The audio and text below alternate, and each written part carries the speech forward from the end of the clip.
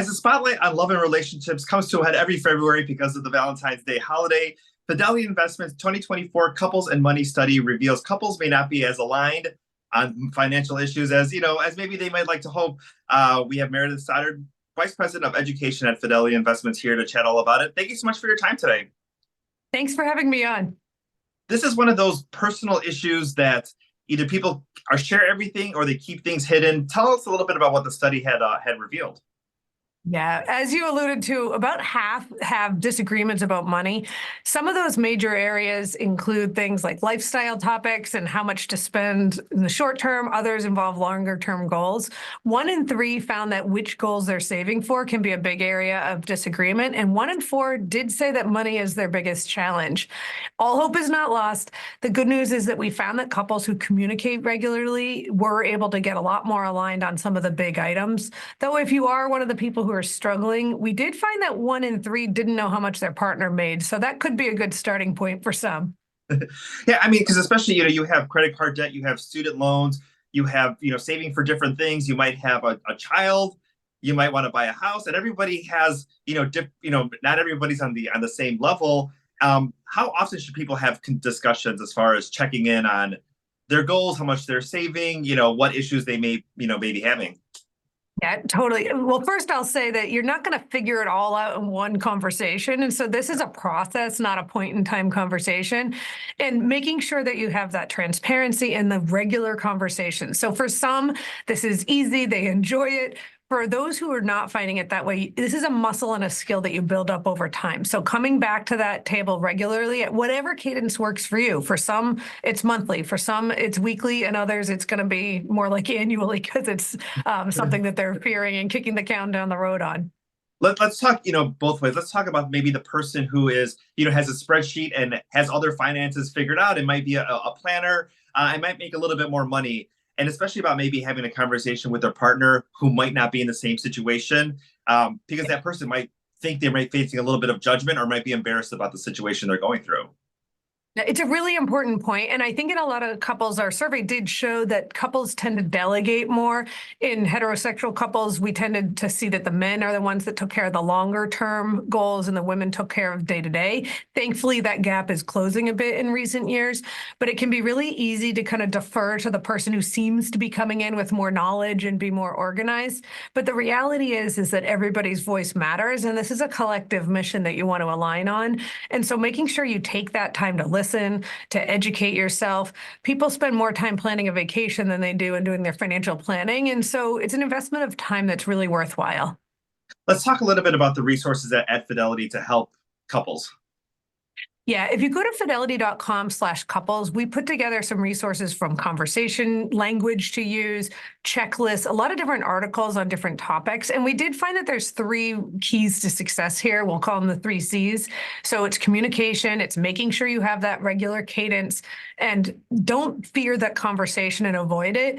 Just have it, face it, and you'll get better at it over time. 2 is collaboration. So making sure that you listen, help the other person feel heard, and create a collective plan. It's not one person following the other person's plan. It's you coming together to create a unique plan that works for you. And then finally, confidence. So getting that skill set of conversational dialogue and having a plan that you feel like you're working towards together can really not only give you confidence, but a sense of control. And and going back to the previous question, especially coming in from the other angle of maybe someone who might be in a little bit of credit card debt, student loan debt, may not make as much money as their partner, and the partner is thinking, let's go on, let's plan a vacation, let's buy a house, let's do this, about having that conversation of it might be uncomfortable, but here's something you want to have, especially if you're trying to build a future together. Yeah, and I think some couples do conflate the amount of money coming into the relationship with power and control, and that can really lead to a really unhealthy dynamic. And so finding something that works for you, like maybe people have proportional contributions and a mine, an ours, and a yours, can help create those lessen those imbalances a little bit.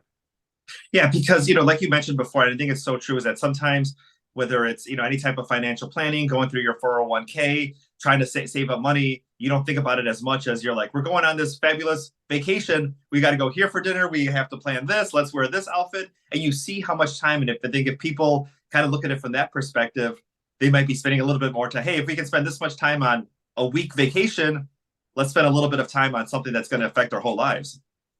Yeah, and the good news is that once you lean into it and practice, then you're going to get a lot better and it gets a lot less scary and daunting.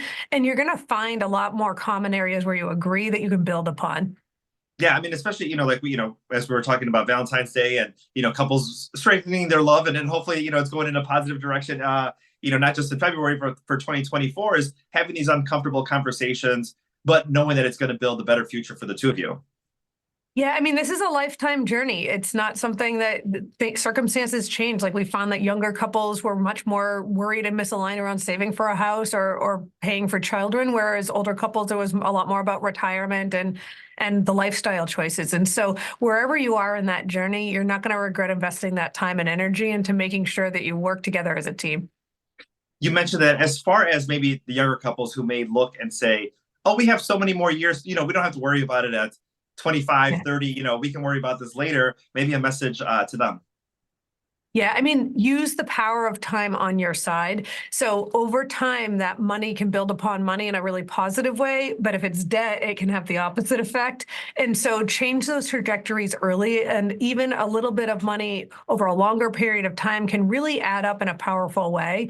And so use time to your advantage and start chipping away at it sooner, even if it feels tiny. Because $50 a month when you're in your 20s adds up to a lot over time versus waiting till you're 50 and then getting started and realizing you have a lot of catching up to do.